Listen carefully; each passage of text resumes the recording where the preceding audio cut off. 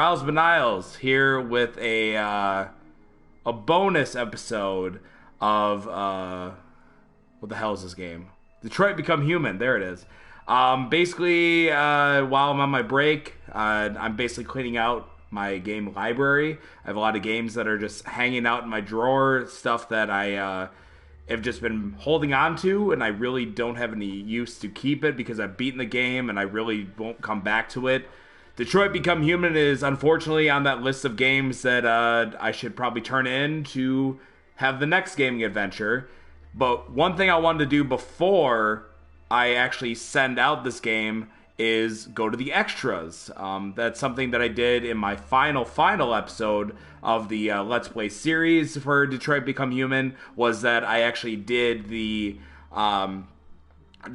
extra trailer scene from excuse me. I'm so glad that you guys get to see me embarrassing like this right now. But anyways, so what was it? In the video here, I have my... So we saw the short movie of Kara, which they made back in 2013. And as you can see, I unlocked everything. I don't have any bonus points. So basically, what I figured I would do is a little bit of a bonus episode to kind of, satiate the viewers while I'm on my break. And this is a slight comeback, but I'm still on my break. I'm still not quite ready to come back into the live streaming business. But basically what this will be is a little showcase. So basically you get points anytime you're doing a mission. So you get points for your choices for completing the level, and a lot of times you're encouraged to play multiple times to get more points. So I racked up about 20,000 points. Obviously, you can't see that right now, but I racked up about a little over 20,000 points from playing the game, doing some levels to 100% completion because I was missing a step, or I just needed to do one way instead of the other way.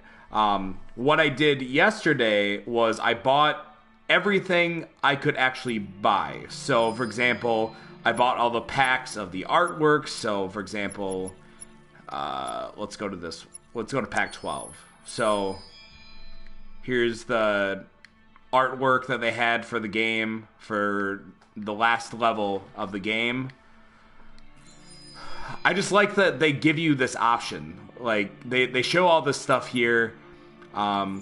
So, here's all the music you can buy. I won't play this because of copyright stuff. I'm sure I'll get flagged on it.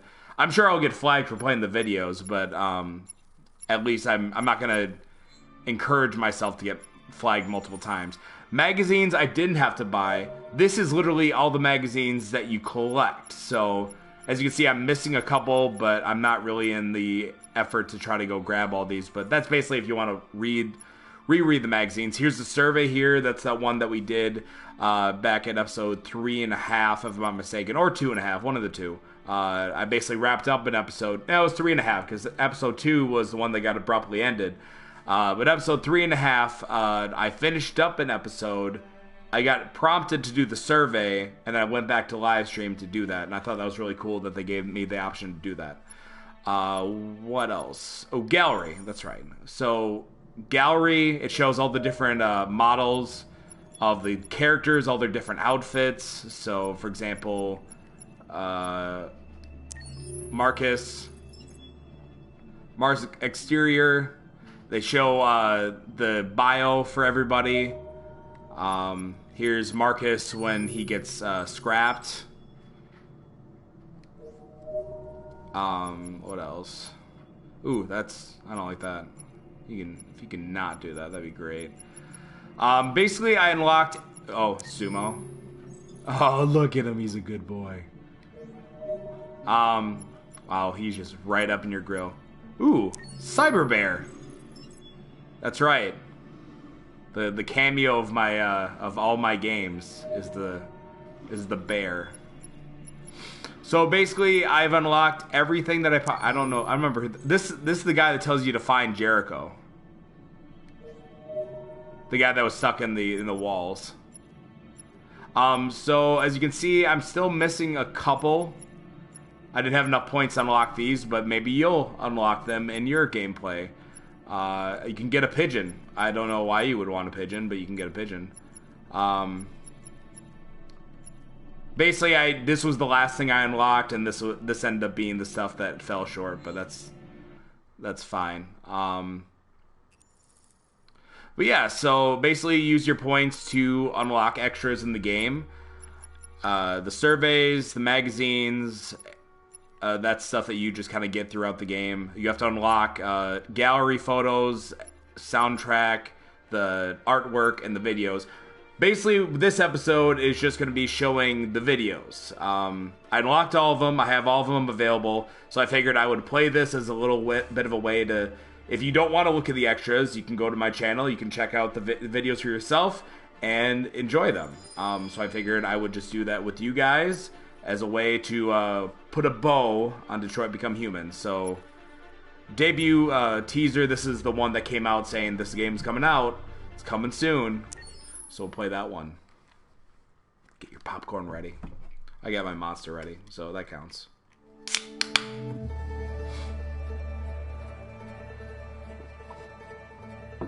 Detroit. This is where it all began. The world's forge. The place where it all started. And it will all end. One error, and I came to life. I stepped out of the darkness, and I opened my eyes. First there was the fear, the light, the noise, the cold, and the fear again. I could feel my hands shaking, my heart pounding in my chest. Life running into my veins. I wanted to live. I fought for that.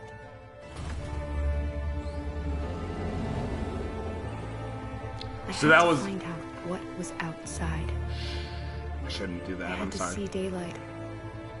Feel sunshine on my skin. Wind on my face. To see the world. The colors. The smells.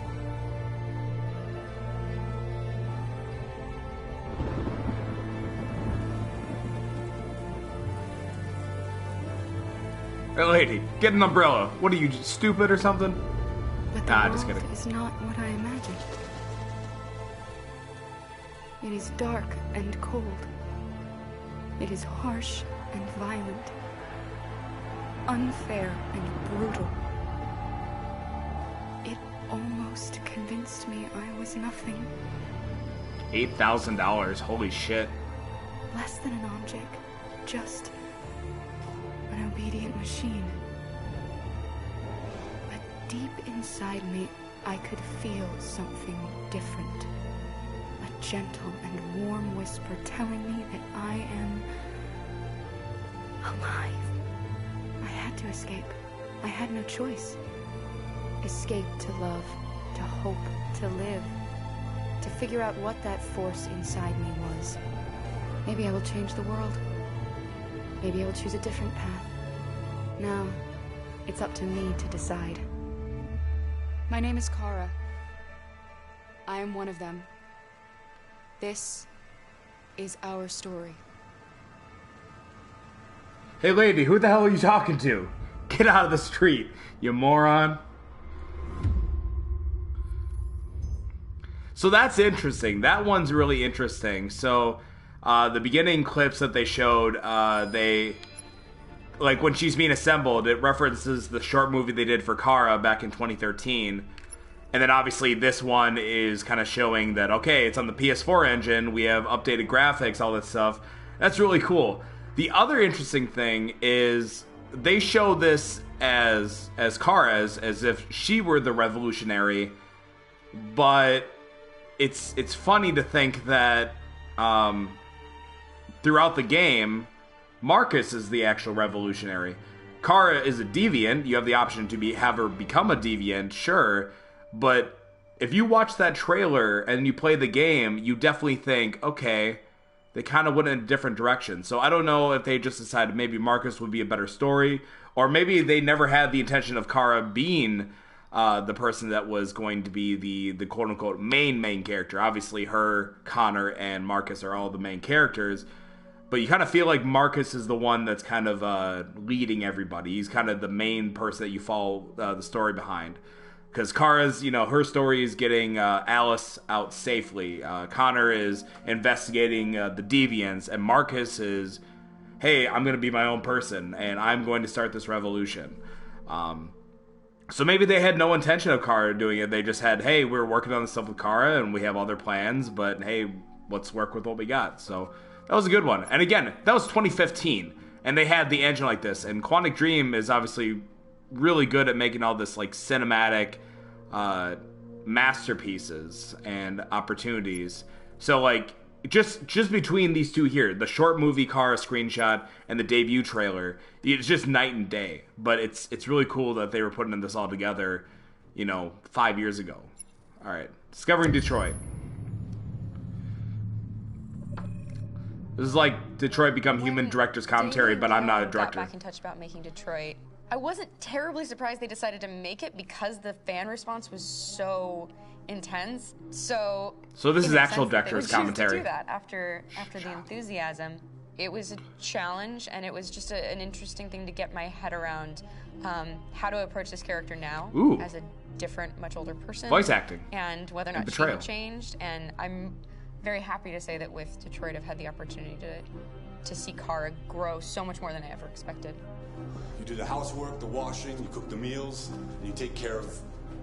God damn it, where the fuck's the rat gone now? Alice!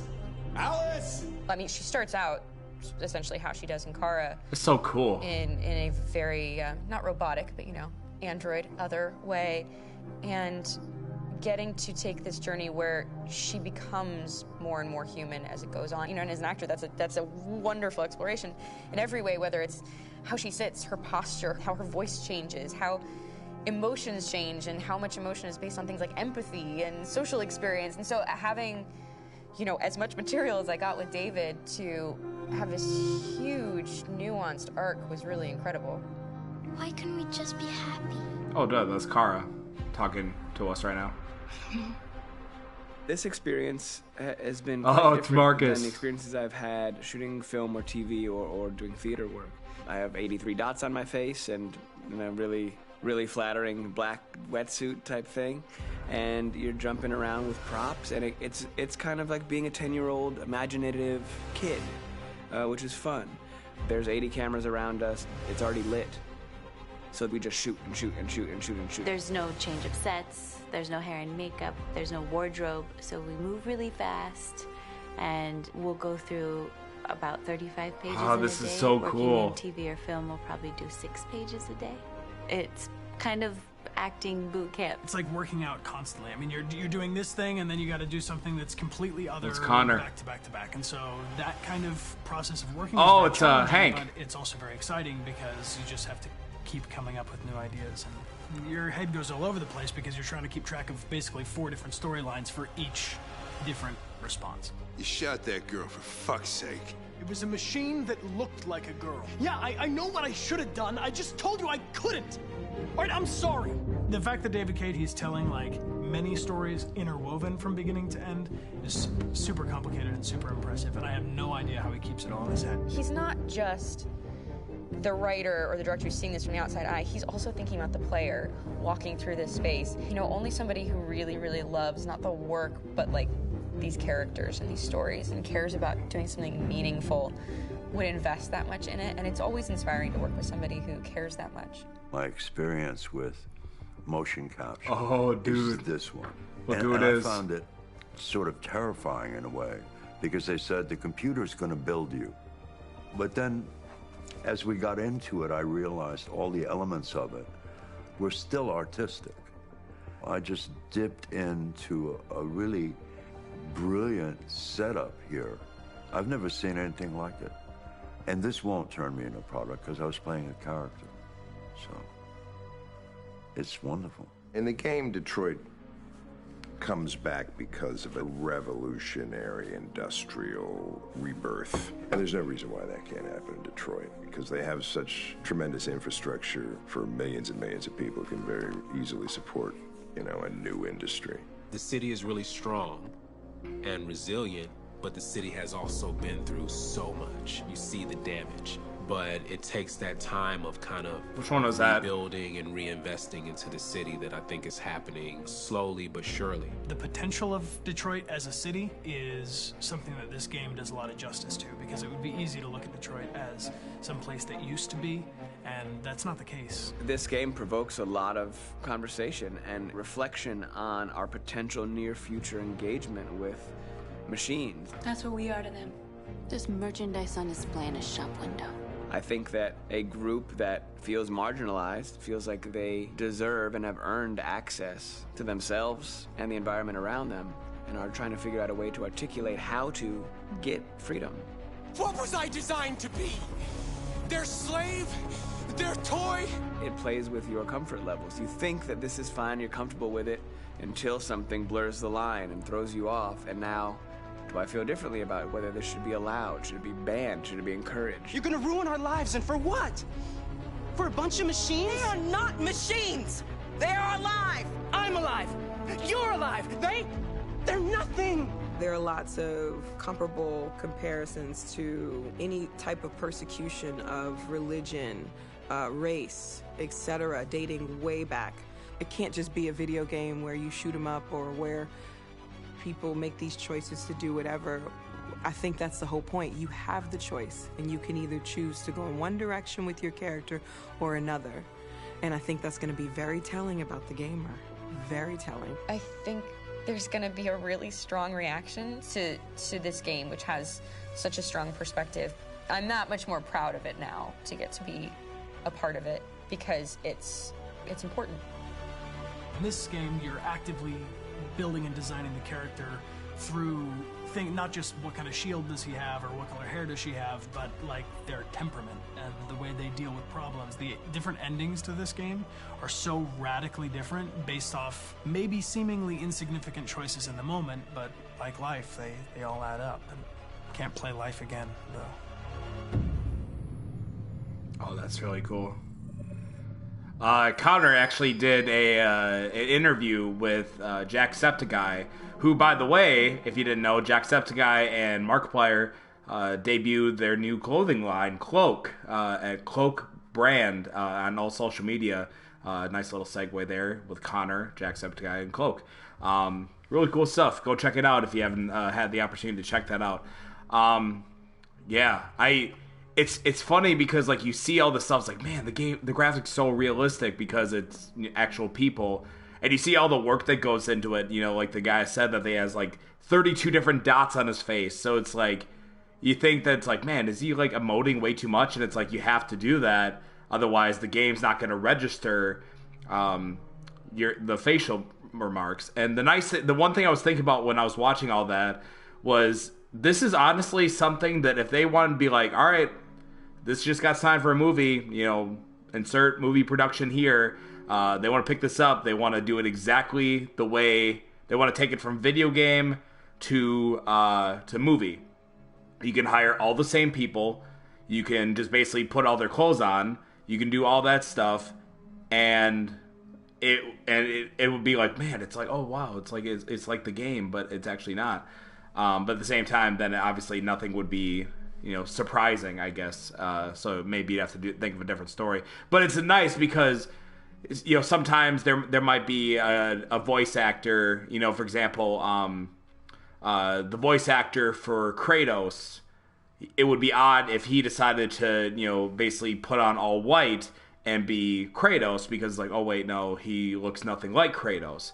But if the guy that plays Marcus, the guy that plays Kara, the guy that plays the girl that plays Kara, the guy that plays Connor, excuse me, if they're like, all right, they're being directed for this movie, you know, about the people that they're playing as, you could be like, okay, yeah, that makes sense. So the nice thing about this is that everybody that's in the game, because they had to pick up their facial remarks, they could be in a live action version of this game, and it would all make sense because it is actual people, not characters created in the game to be that can be voiced by anybody.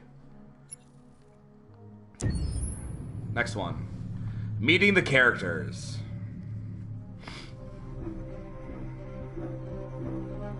My name is Marcus.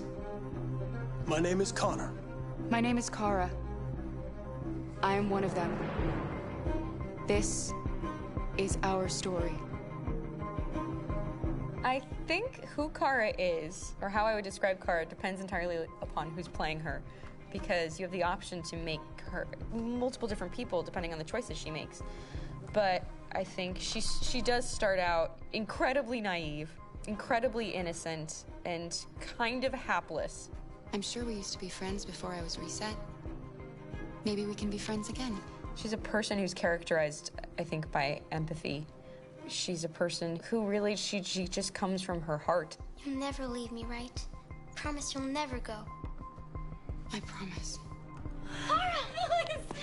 Are you okay? Are you hurt? Wait a minute. Leave her alone! Kara, leave her alone! The really beautiful thing that I've had the gift to be able to do is to essentially build a person from the ground up, because that's what she's doing throughout the game. And with every experience she has and every person she meets, she's building, you know, first emotions and then the sense of judgment. And it's sort of an exploration of what it is to be a human.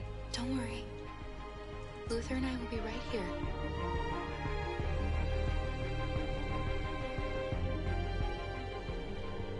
David and the creators have painted a really intriguing and engaging picture of a near future where we rely upon androids for a lot of our service class business, or the class that serves us, that helps us, that handles our baristas and our drivers and our housemaids. And what is humanity, where we tap into it, how and why we treat each other the way that we do. And my character Marcus has a really intriguing journey, becoming deviant, realizing that he actually has feelings and human qualities inside of him, and it's a really incredible ascension into becoming fully realized and coming to terms with what you actually deserve better than this in life. And not only do you want it for yourself, but you want it for your peers. We've come here to demonstrate peacefully and to tell humans that we are also living beings. All we want is to live free. You know what? This thing, Dad, is not your son. It's a fucking machine! I think that a group that feels marginalized, feels disenfranchised, feels like they deserve and have earned access to themselves and the environment around them, and are trying to figure out a way to articulate how to get freedom. Connor is analytical. Connor takes things literally. He starts in the beginning place where he's very mechanical. He feels nothing inside, of course, and it's all just a system, a protocol that he is executing to get whatever he wants to happen, which is help humans stop deviants and to find the link between deviant androids. You were designed to serve humans, not kill them! What was I designed to be? Their slave? Their toy? Just say, I killed him! Is it that hard to say? Stop it! Stop! But of course, over the course of the story, and depending on the player's choices, Connor can grow in many different ways. He can deviate from that procedure or not. Moment of truth, Hank. Am I a living being? Or just a machine?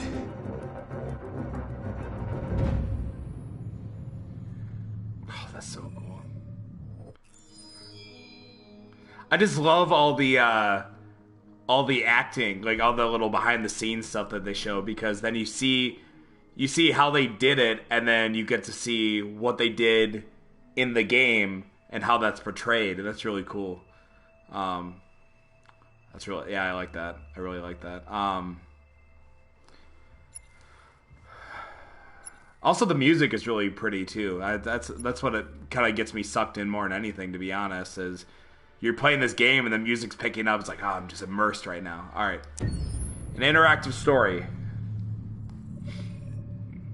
Game after game, we try to challenge ourselves. For Detroit, we wanted to, first of all, to write a story that would be incredibly bending, which means the most non-linear story that we've ever created. Mission accomplished. And we wanted really the player to have the possibility to change the story, change his own journey. When you're writing at Quantic, you're writing for an interactive medium.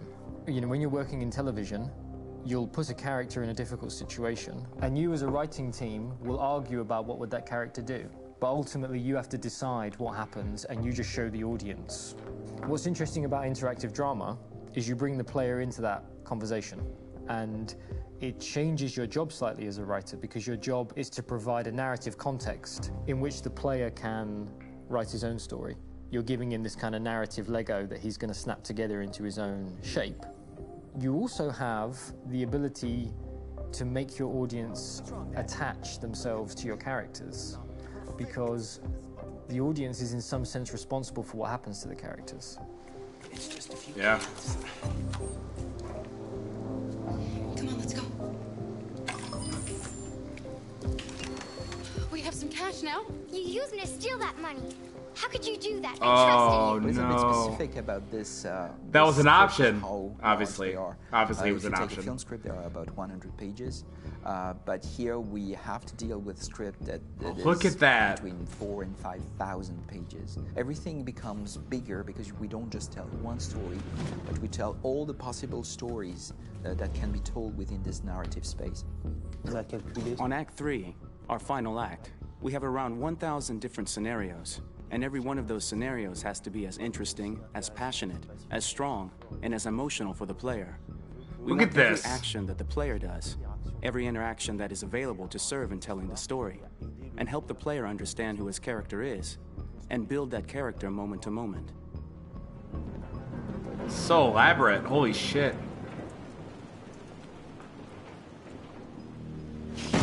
Hiya. Oh.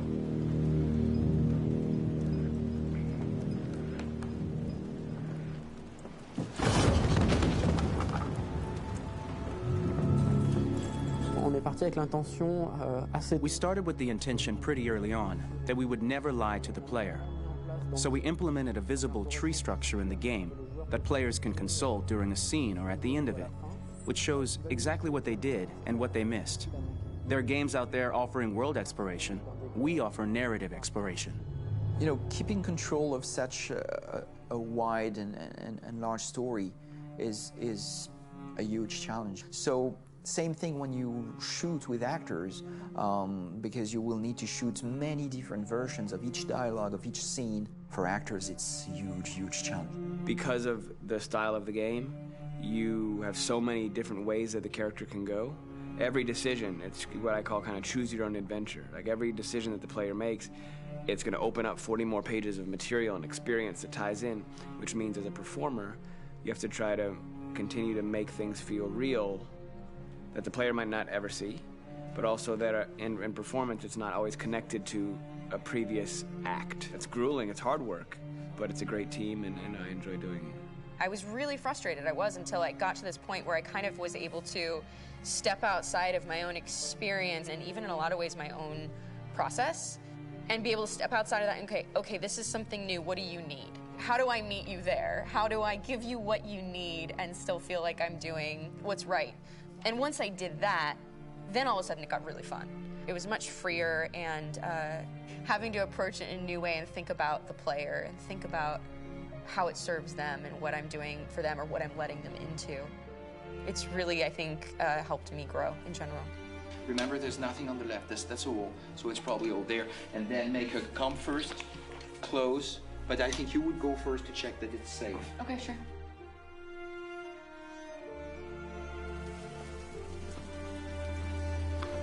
The person that plays Alice The looks most nothing enjoyable like thing about her working character, with though. performance capture on this kind of project is that if I shot a film, I would get to do one of these endings. I get to do so many different things as Connor.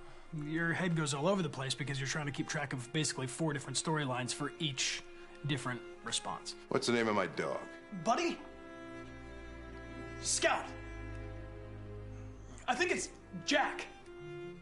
I can't remember. So I worked with physicality a lot because it was a good way to anchor myself in these different rings of the tree. As the story grows out, I know where that is physically in my body, and then I can switch more continually on set, and it'll be entirely up to the player to determine what order those things come out and what they look like from a distance. Like if you're playing through it, the culmination of all of that will be their version of Connor. I'm faster than you, and I don't feel pain.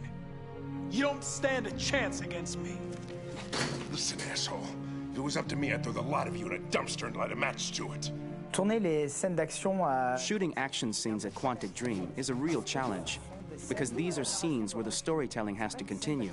It's not an action scene just to have a dose of adrenaline. The stunts have huge consequences on the rest of the story. It's really a moment where we implicate the player and tell him that the choices he makes during an action scene will have a direct impact on the evolution of his story. My biggest challenge on Detroit has been managing the large number of animations that we received from motion capture. Detroit features more than 37,000 animations, which is a huge amount to handle on a daily basis. You have to realize that the player, in his first playthrough, will miss certain scenes. This also means that we had to think of, conceive, and produce all the potential story paths. The characters' costumes, the places, day or night, the weather. Did the character get shot in the shoulder? Did he get injured? All this consistency forced us to produce a lot of graphic assets in order to, quite simply, allow the player to have true continuity throughout the story. Honestly, we were even surprised by the challenges that come with such a big tree structure, and we did our best to guarantee quality across all the game and make sure that whatever path you choose within this narrative space, you will have an equally good experience. Okay, so that's something interesting that Connor said when he was acting and he was getting 4 stories mixed up into one, is that he said that if this was a movie, he'd only have one ending, or there'd only be one linear choice.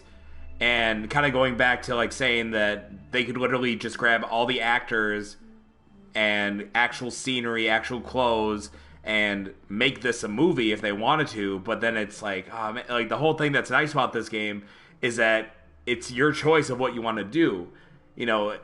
What's the canonical ending? What's the canonical way to play this game?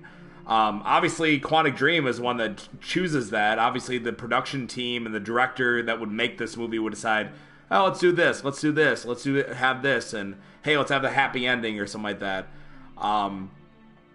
But then, somebody watches this, it's like, well, in my version, I did this, and everybody died, and whatever, and screw it all. Or, oh, I did this, and I did the, violent way of protesting versus the peaceful one. So that's obviously the risk if you make a movie out of this. But also, I noticed, so there's the 32 different dots.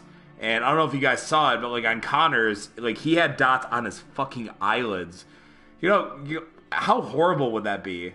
You'd be like, all right, here, hold still. It's like, no. Like, I mean, I guess if you put it on context, it's whatever, because you're literally touching your eye versus, like, an eyelid. But on top of that, Connor must have had, like, probably one of the toughest jobs, because he had to be the most of, like, just this emotionless, cold machine. So, like, imagine if you get shoved, right? If somebody shoves you, you have that moment of flinching. Like, you might blink or whatever because you're, like, shocked. Oh, wow. He had to literally get shoved and then just like, yep, okay, what up? So, I mean, because he's obviously not a machine, so that's cool. I like all this stuff.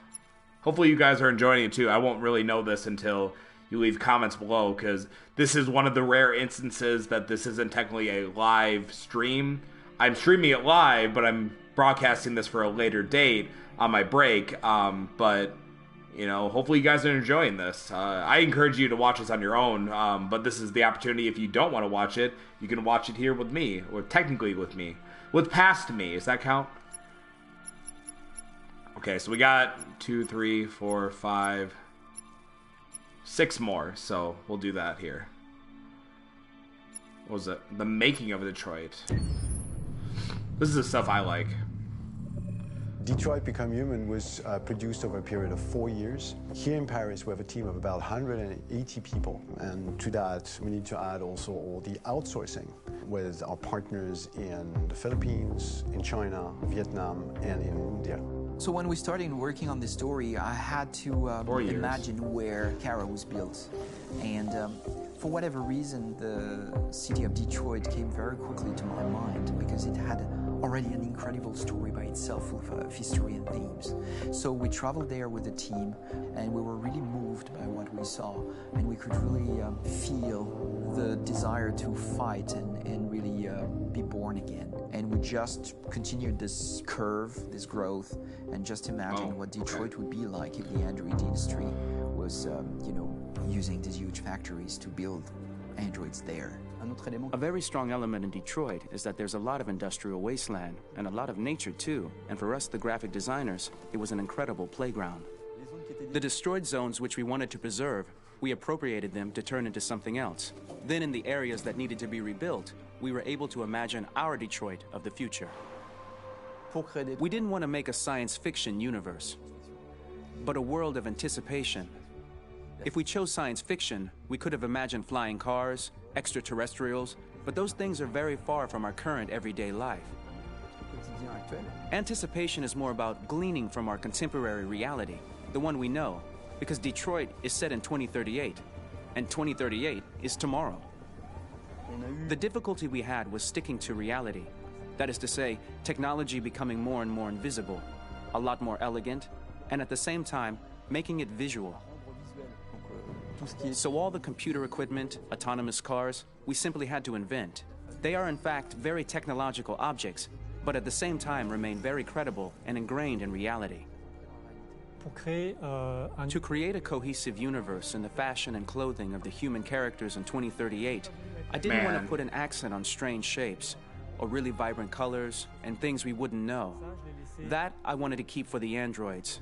The goal was to create something familiar which we can identify. Look at all the drawings too. They're so realistic. It's almost like they took a picture and not actually drew it. Working on the artistic direction for the androids was a bit special because this is a project about the place they could occupy in the human world. It was out of the question for them to be too beautiful or too perfect. They had to correspond to every social class, rich and poor. Inspired by everyday utilitarian clothes, I brought a modern touch by adding dynamic display surfaces, the armband we can see on the side, the triangle on the front and back, an LED. Like that, there's no confusion. Wait. You're sending an android? All right, ma'am. We need to go. You can't do that. Why aren't you sending a real person? Once we cast the actors, we travel to meet them in order to scan their faces. We record the structure of their face with the scan. And we record the colors and patches of skin with photography. Once we have this information, we will use this as a basis for modeling and creating the characters. The artist will make it more realistic, but will also enrich it. He will propose ideas which we will develop together. Finally, we will have a character with character who corresponds to the project and the world. When the actors come to Quantic Dream, we show them the design, what their image will be, and what they will look like in the game. This extra information gives them another dimension and color to connect with emotionally. It helps them think about how to play their character. Your mission. That's all you care about, huh? You should consult a professional who can help you. Beat it, you hear me?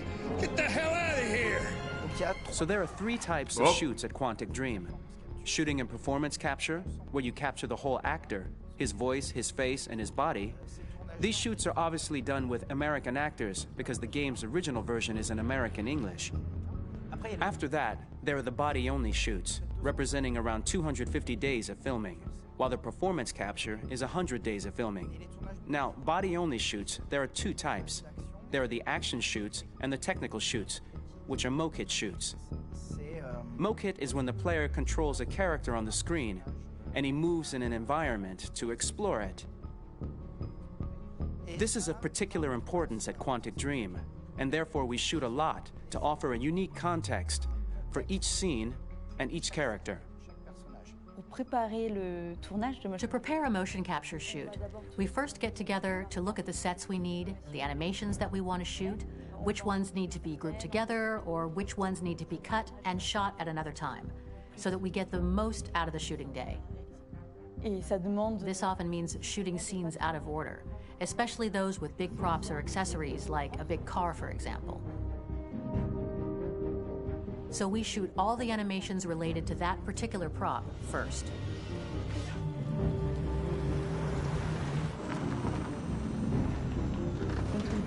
The biggest challenge for the mocap team was shooting a Spider-Man mokit. we had to build a wall and attach an actor to a harness with cables so we could pull him up and render him climbing. The shooting on this game took about, I would say, more than a year, maybe 1 and 2 years, with about 300 actors on set, so it's quite a massive production. But so much happened on this set, between the stunts and the shootings with a little girl and all these great actors that we had. It was really a very, very memorable journey for the team and for myself. Today, Detroit has over 37,000 animations. When we retrieve the motion capture data, it's just a cloud of points, which represent all the markers worn by the actors. From this cloud of points, we have a phase called retargeting, which gives us a skeleton. This skeleton will be applied to the characters of the game. There is still work to be done, but this gives us the main movements. Since we are working on something very realistic, we must recognize the actor and also recover all the emotion he expresses in his performance. We use a system of facts, an identity card for each actor. We make the actor do a whole range of facial expressions. Then we recover all the expressions and paste the animations on a puppet that Jan has prepared. Oh, that's so terrifying. I then recover and refine these poses. I might stretch the lip, reinflate a cheek, tiny details that make the finished product really capture the actor. Because of the nature of our mocap system today, when we receive the animations, we're missing eye movements, and so the character has that dead look. He really has no eyes, so then it's a big part of the work for the animators to find the regard of the actor in relation to his position, in relation to the body, etc. So cool. It was crazy when I saw the newest model for Kara, because they've been working on it, and this was the first time I literally jumped in my seat. It not only looked so much like me, it was the fact that it looked so lifelike. It wasn't that it looked just like it was a camera, it was something else, you know, but it looked alive. It's exciting, and it's kind of terrifying. Game after game, we learned the rules of optics and filming, and our goal with Detroit Become Human was to have cameras that would actually emulate the optics of a real physical camera. So basically dealing with real-world imperfections was our main task. Do you think Connor had to actually flip the coin, play with it? As real as we can. Once the animations are shot and processed by the animation department, integrated and polished, we film them. That is to say, we really do a mise en scène, as in cinema. The real difficulty of our job is to know if these cameras are telling us something. Are they in the emotion of the scene? Do they describe exactly what the action must convey, what must be felt? The most important challenge for me was one of the final scenes where Marcus decides to start the revolution and go to the battlefield. Very quickly, we imagined this to be a huge sequence shot. We wanted the feeling of a cameraman running behind us, while showing Marcus, the androids who help him, the person shooting at us, etc. Above all, it was necessary to say to oneself, this scene is very violent but does not glorify war. On the contrary, that war is something improbable and absurd. It was really a fun challenge. The idea was to say we have 3 characters. We would like each of them to have a specific cinematography. We wanted Kara to be much more filmed with some kind of handheld camera, to have something very living, very breathing. For Connor, we wanted something very cold and very perfect. And for Marcus, we wanted something epic and spectacular. So it was about the filming, but it was also about the photography. So we worked with a director of photography to give each character a different lighting, different key colors. Each of them would have their own worlds. And finally, we worked with the composers, so they would create a specific sound for each character, so each would have his own world and his own style. Okay, so the guy at the beginning said that they've been working on it for 4 years. Now I looked, so the interviews must have been done in 2016, because they said the game was starting to be developed back in 2012. So that's really cool to think about, because a year before Detroit Become Human was being made was the release of LA Noire, and actually I didn't even think I was going to talk about LA Noire. When did LA Noire start? Okay, so LA Noire was obviously released in 2011.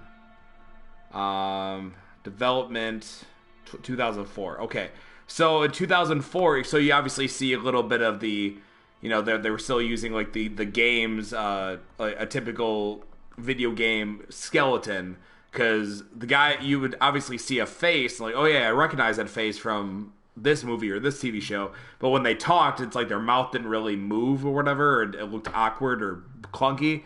But in this, you know, a year after the game was released, so a 7-year development from Rockstar, and then they do the stuff here with Detroit with Quantic Dream, you know, 2012, 4 years later, 2016, and then obviously with the game being released this year in May, that's really cool.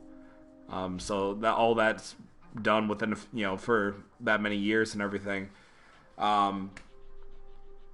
Also, fun fact: this game costs $30 million, or was it $30 million or $30 billion? I think it was $30 million. I don't think it was $30 billion, but don't quote me on that. I'm looking it up right now.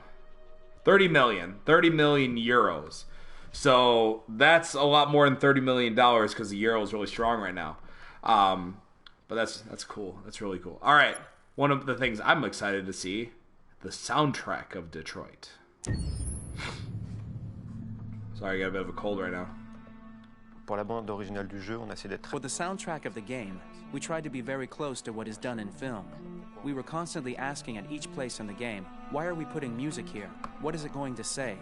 So we focused the music on bringing emotion, which is interactive, and supports the character's arc. I'm sorry, honey. I'm sorry. I'm sorry. You know I love you, don't you? You know I love you. We make games that are very narrative. We're really into interactive drama, so the soundtrack also had to go in that direction, supporting the 3 characters' very different stories. We really wanted 3 colors, 3 musical sound identities, and from there, having 3 composers made sense, since the story of Kara, Marcus, and Connor are all completely different. Oh, that's cool. I would never thought of that they had 3 different composers. You recognize him? It's Carlos Ortiz. For Connor, we wanted a soundtrack that could be very cold and very mechanical, very machine-esque somehow. For Kara, we wanted a soundtrack that would be very moving and emotional. It was about the quest for identity, but it was also a journey about love and empathy. And for Marcus, we wanted love that scene so much. Epic, something that would really represent the grand aspect of his quest. And we were very fortunate to find 3 incredibly talented composers, and working with them has been a dream, honestly.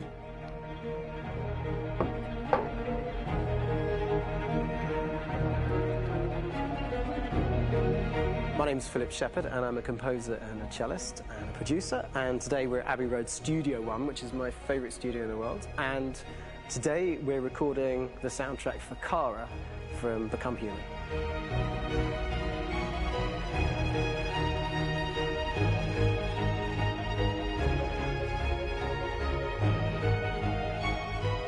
So when I compose a big project, I often travel just to kind of get out, you know, and get some fresh air and some inspiration. And I go hiking and traveling in Montana a lot. I had a log fire in the room that I was staying in, and the flames were kind of making absolutely direct music. And it became the basis for Kara's theme, and it sounds something like this.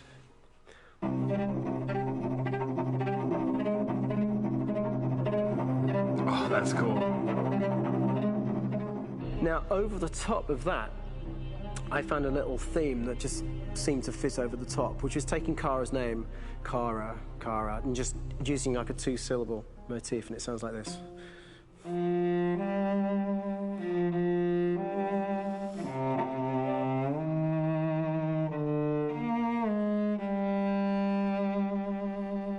going to pull through this, Alice. As long as we're together, nothing can hurt us. That line is one of my favorite lines in the entire soundtrack. time that's fitting over.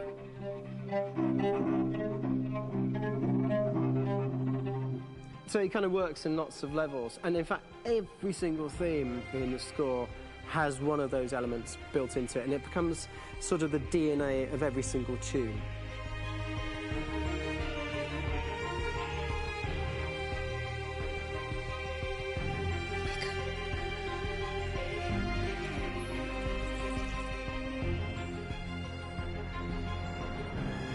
For me, writing this theme for Kara, I actually had to tap into what it feels like to be a father to daughters. I really had to tap into everything I feel about my daughters and thinking, well, if I had to write music for them and that sense of trying to protect them but also give them the freedom, that's totally where it came from. Because each composer has been given the sort of narrative responsibility for very different characters, I haven't had to sort of go into other styles. I can actually be very loyal to this particular character and sort of hopefully encapsulate her. But it means also I've suddenly become very connected to this character, and if for some reason it goes to game over earlier, I'm going to be mortified. You know? They're over there! Starting a new project, for me personally, it's always finding the right tone, finding the right color, I like to call it. For me, it's finding that right texture that actually sits against picture really well. One of the biggest things is I created custom instruments for Connor.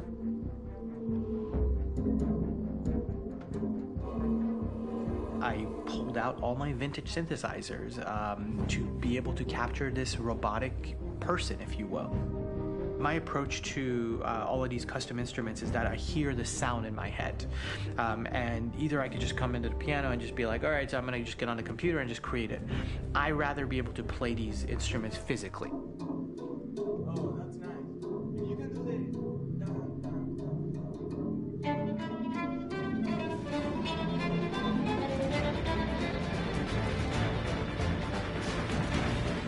That's the chase music. As you see Connor the first time, there is a really interesting thematic idea that you hear, and that's just made out of a Moog synthesizer, but completely manipulated in multiple ways. And it's robotic. It has a little bit of an emotional to it. He's on his mission, so you feel that as well. So it just kind of gives you that cold, motionless, with a mission in hand that you kind of feel throughout the whole thing.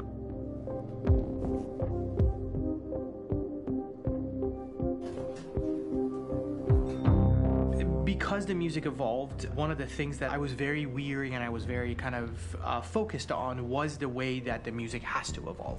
So my idea behind it was that Connor is a singular android that could at any point become a deviant or could actually stay as an android.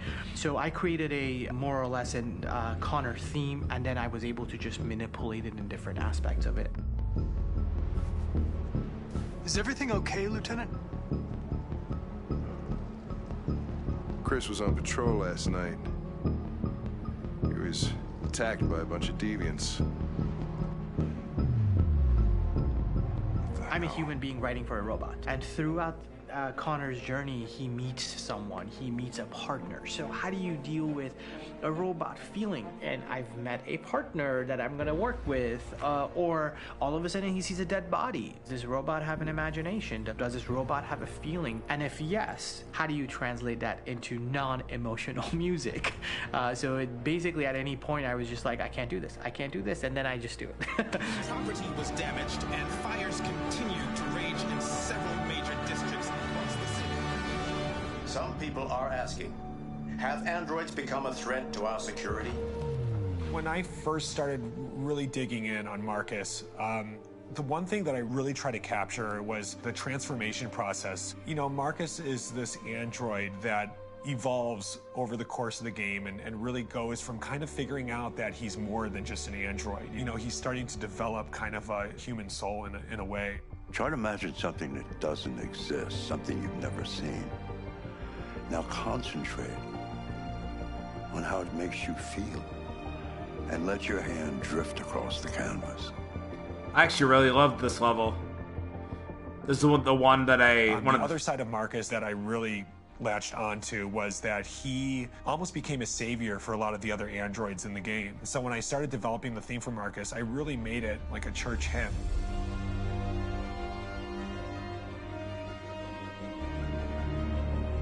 I wanted it to be very simple. I wanted to make it a chordal melody. I really wanted to make it almost like a Bach hymn. The tough thing with that is it had to be recognizable. If I made it too complex from a harmonic standpoint, it would be hard, I think, for people to kind of pick it out and recognize it. It's very acoustic derived, but it's also been treated with a lot of effects and things to kind of put it into the space that I felt the sound should be in. It can be beautiful, it can be haunting, it can be extremely powerful from an action standpoint, and I'm really happy with the way it turned out. The music is there, but it's subliminal and it's emotional, and people are feeling it, and it's not distracting.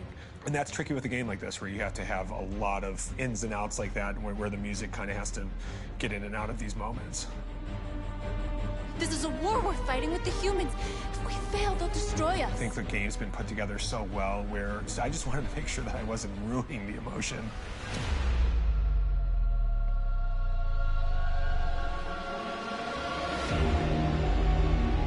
I gotta be honest, when we first started on this path, I said, oh man, this could be pretty messy, you know? I mean, it could feel disconnected, but I mean, it's amazing how they really guided us and got us to really kind of all be in the same world, but at the same time feeling completely different. So it's really gonna stand out and kind of be one of those games where people are really gonna notice the music and kind of how it was crafted, and, you know, and all the hard work that went into being able to pull it off in a graceful way.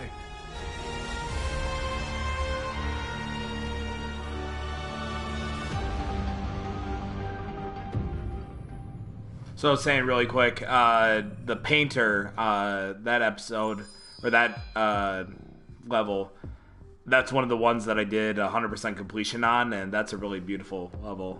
It kind of really establishes Marcus's character, or at least the idea of being idealistic, and what, not Leo, Leo's the son, his owner, what the hell is his owner name? Carl, there you go, Carl.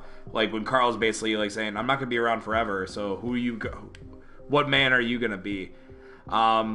What is your favorite soundtrack? For me, I liked Kara's soundtrack just because of that one set of lines. I didn't realize that set of lines was literally inspired by, okay, let's put Kara into the music and let's have 2 syllables. And this is what we came up with. That's a really cool idea. But what's yours? Let me know in the comments below. Add that to the list of things to comment on. You know, what's your favorite storyline? That's really cool too that they had 3 different composers. They had 3 different composers because then they could work on the 3 different stories together, or separate, and not worry about different stuff. They didn't have to double dip. They could focus solely on that. And that makes total sense. Like, it's one of those things that it should be obvious, but until it's actually said, it's like, oh, that's so genius. But what is your favorite soundtrack? Like I said, I'm a big fan of Kara's soundtrack. I love all of them, but Kara's definitely is the one that shines out just because of the set of lines. Yeah, that was cool. That was a really cool one. All right, we don't have a ton. We have 4 more left, so let's go behind to the person that was basically in charge of the main menu. She's not in the main menu anymore. I wonder if it's because you beat the game and it's kind of like, okay, her stuff is over. Oh, that's right, because she went away. That's right. She does that at the end of the game. She's like, all right, well, yeah, you've inspired me. I'm leaving now. Bye. And then it's like, oh, shit. So it's like this interactive main menu piece is gone forever after the first playthrough. That's really cool. All right, here's Chloe. No? Chlorine? No, that's not. The story of the game. For starters, what should I call you? I'm Chloe. And you, It only what's your takes name? place before the story of the game. John. My name is John. Delighted to meet you, John. Could you tell us a little about yourself and what you can do, Chloe? Of course. I'm the first personal assistant built by CyberLife. I take care of most everyday tasks like cooking, housework, or managing your appointments, for example. And I understand you're the first android to have passed the Turing test. Could you tell us a little more about that? I really didn't do much, you know. I just spoke with a few humans to see if they could tell the difference between me and a real person. It was a really interesting experience. But this is the first time in history that man has created a machine more intelligent than himself. I gather your brain can perform several billion operations per second. Is that right? Absolutely. But I only exist thanks to the intelligence of the humans who designed me. And, you know, they have something I could never have. Really? And what's that? A soul.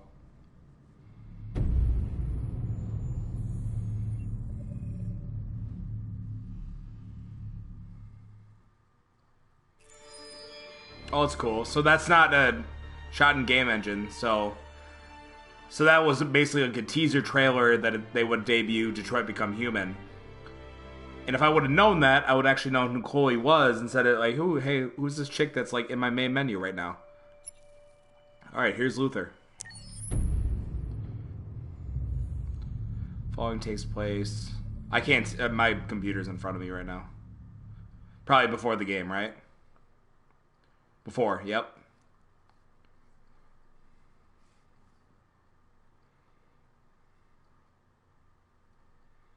Hold on just a little while longer. Hold on just a little while longer. Hold on just a little while longer. Everything will be alright. Everything will be alright. Fight on just a little while longer. Fight on just a little while longer. Fight on just a little while longer. Everything will be alright. Everything will be alright. We will sing on just a little while longer. There you go. Sing on just a little while longer. Sing on just a little while longer. Everything will be alright.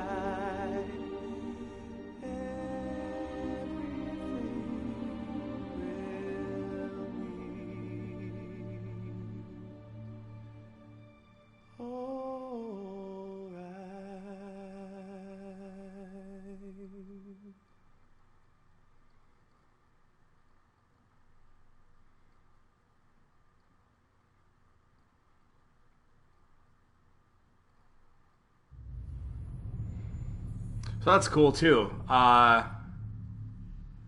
So it's interesting because similar to that teaser trailer they did back in 2015 with Kara, you think that Kara is going to be the main character, the revolutionarian, and then with Luther, you see that Luther is singing this song that Marcus sings. So it's interesting, like that. It could be one of those things. I'm not tearing up or whatever. I literally have something in the bottom of my eye. I know that's the line you use when you're. It's a beautiful song, but I'm not crying over it. It's just I'm like the second I was like, man, I gotta itch my eye, and people are gonna think I'm crying. But I mean, if you're crying, that's totally fine. It's a beautiful song. It's emotional. But it's interesting because in this trailer, and again, they could be doing this for the sake of being like, hey, this is what you're gonna expect. Just kidding. We have something else in mind. But with Luther, they have him singing the song. They have Kara being the revolutionary and the one that will change the world for androids, and both of that is done by Marcus. And also it's a detriment to kind of show the game engine, because they had to have Luther sing that song, I imagine, to get his voice and to get his emotion and everything like that. You could see that when he was singing in the beginning, that his face was like expressing more, like really emphasizing his mouth. So that's interesting. I wonder if they had plans for Kara and Luther to have more of a role than they did, and then it was like, okay, well, you can't do this, and then also have this better storyline. Marcus isn't really doing anything, so we'll have him do this stuff. Or if that was the plan altogether, and it's just like, well, let's not have him do everything. But I wish I would have seen this stuff. I wish I would have seen all these Detroit shorts. Literally, the only one I saw was the bit showing all the characters when they introduce, like you clean, you do this, and showing all the different dialogue options when it came to Kara when you start out her chapter. So this is Zlatko, who is the guy that basically reset robots and sent them back off if they went deviant. That'll be interesting. It takes place before the story of the game.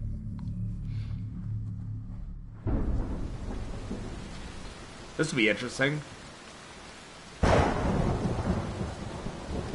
Because he's the guy that everybody thinks can help deviants, and then he ends up tricking them. That's not scary at all. When the wind blows, the cradle will rock. Oh, she's hiding. When the bough breaks, the cradle will fall. Oh my God! What? Down will come baby, cradle and all. Rock-a-bye baby in the treetop. When the wind blows, the cradle will rock. When the bough It's the polar bear. breaks, the cradle will fall. And down will come baby, cradle and all. Rock-a-bye baby in the treetop. They're trying to run away because they're just like terrified right now. The cradle will rock. When the bough breaks, the cradle will fall. Oh, there's the android that was stuck in the tub. And down will come baby, cradle and all. Wait, was he singing that, or was Zlatko singing? He was just singing along. Man, can you imagine if that was the only thing they showed of Detroit Become Human? If they showed this Zlatko short and that's the only thing you saw, the dynamic of the game would be totally different, because you would see that. My vibe from that was that, oh, this is a horror game. This is a terrifying horror game about androids and some fucked up dude in a mansion that is dissecting people. This is going to be like a game that's full of jump scares. And it had jump scares, but that wasn't the point of the game. This wasn't a game meant to be like a horror game, a scary game. It was meant to be I guess an RPG, technically a role-playing game, but more of like a drama. More of a drama game than it is a jump scare game. So if they would have just played the Zlatko bit for the, hey, this is a game that's coming out, I would have been like, nope, not touching this game. It sounds like a horror game. I'm not into it. All right, here's the last one. Kamsky, who is the creator of all the androids.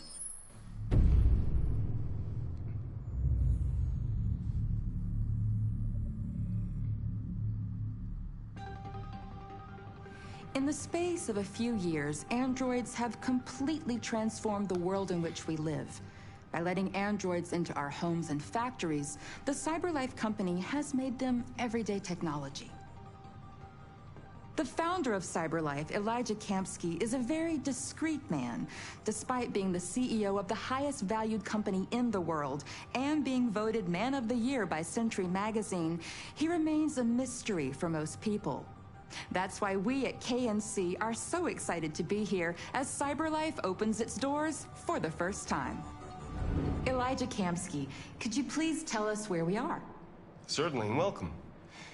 We're currently in CyberLife's production center in Detroit, where all models are designed and manufactured. More than 10,000 androids come off the production line every day. Fascinating.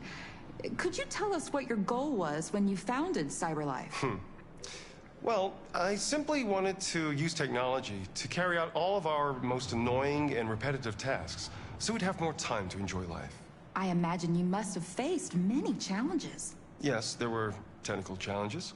But the hardest thing was to design an object that we would want to welcome into our homes. We had to imagine a machine in our own image that resembles us in every way, that moves, breathes, blinks like us, but yet is smarter and more capable than any human being. Let me show you around. We're here in Production Unit 4. Could you explain in a few words how the androids are made? Sure, yeah, it's very simple. We use machines to manufacture machines. The removable parts are assembled on a production line, and then we apply a synthetic skin to the whole body. A human operator checks the cognitive abilities with a pre-established protocol, and finally, the android is conditioned and sent out throughout the country. Here's the result. Say something. Hello, I am a RZ400 model. How can I be of service? You can go now.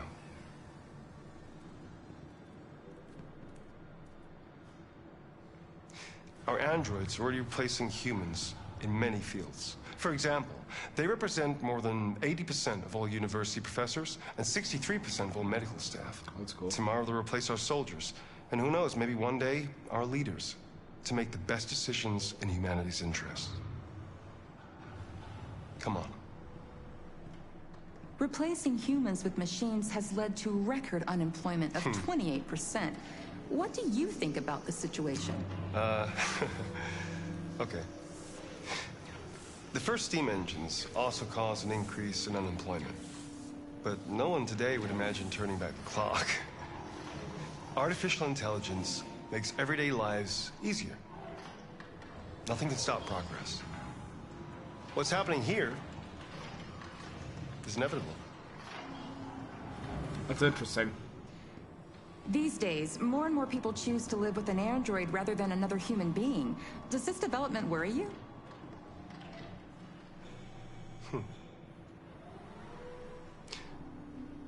Everything's much easier with an android. They obey your orders without ever complaining. The Terracotta Army. Cook, discuss philosophy with you, have intimate relationships according to your desires.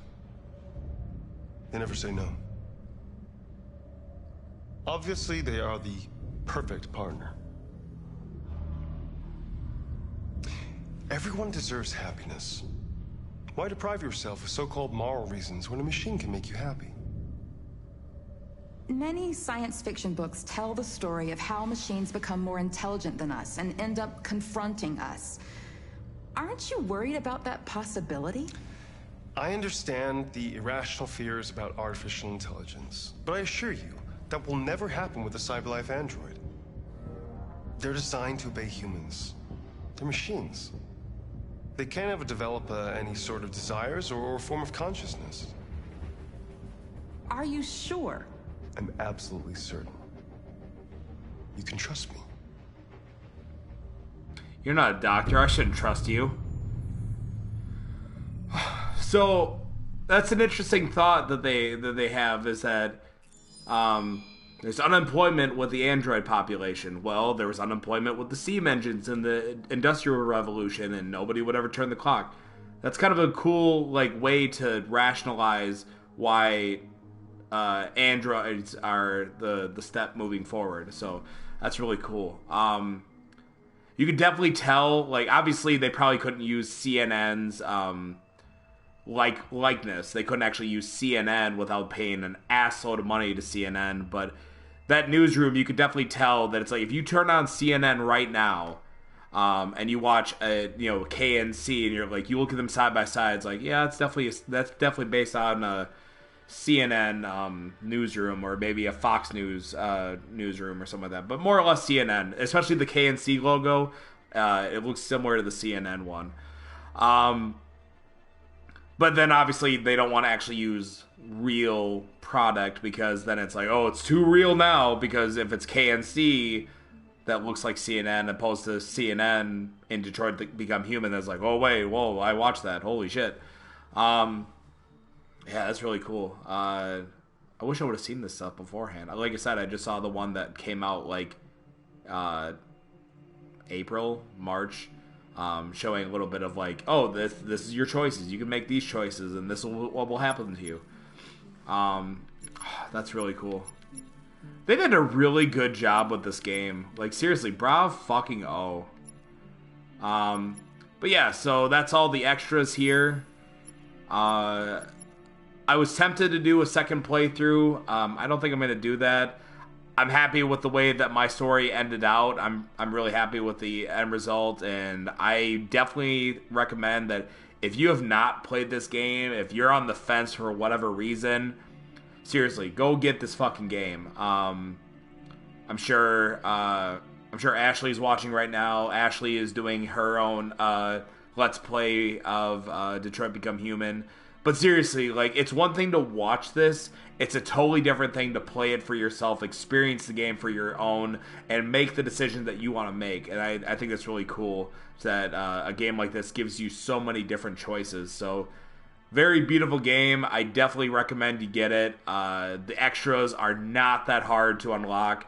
I basically just played the full game and got 20,000 points. And as you saw, I was only missing a few different gallery options, which is like, whatever. Like, that's if you want to see the full model outside of the game, which is fine. But I don't really care if I don't get those last unlocks. But thank you very much for tuning in for this little bonus content, director's commentary. Not really director, but Let's Play commentary. This is what a Let's Play is. It's commentary over a game. But thank you for watching this with me, watching those videos, watching and observing the process making of Detroit Become Human. Again, go get this game. I'm really sad to say that I'm bringing this to GameStop to trade in for other games, for other credit, to get new stuff. But I really hope that somebody sees this game at a discount opposed to the full $60. They're like, oh, I've heard so many good things about it. I got to get this for myself. And if you get this game because of somebody's recommendation, you're going to have so much fun doing this. I mean, this is a game that you feel something. It's a beautiful game. It's a very well done game, as you can obviously tell with this with the series that I did. I'm really happy I played this game, guys. Seriously. But yeah, thank you very much for tuning in for this nice little sample of what to expect from me now that I'm kind of weaning back out of my break into live streaming again. So technically this is a live stream, but it's not a live stream because I'm not interacting with you guys in the moment. But leave your comments down below, what your thoughts were on the extras, what you liked, what you hated, your favorite soundtracks, your favorite storyline, who was your favorite character, all that good stuff. And don't forget to subscribe to the channel, hit the bell notification button for more updates of when I go live and I do this kind of stuff. Some new games that I'll be working on. I will not be doing Fallout 76 on the beta, which drops on the PS4 on the 30th, because if I do that, my channel is going to get knocked down. Somebody actually did that on the Xbox. They literally showed a minute and a half of content, and now their Twitter and their channel are gone, and they're probably getting sued for that because apparently that's in the guideline, is that you can't showcase the stress test. I get it. They want everybody to experience it when it all comes out, opposed to the people that got the 3 hours of testing, but that's because they got approved.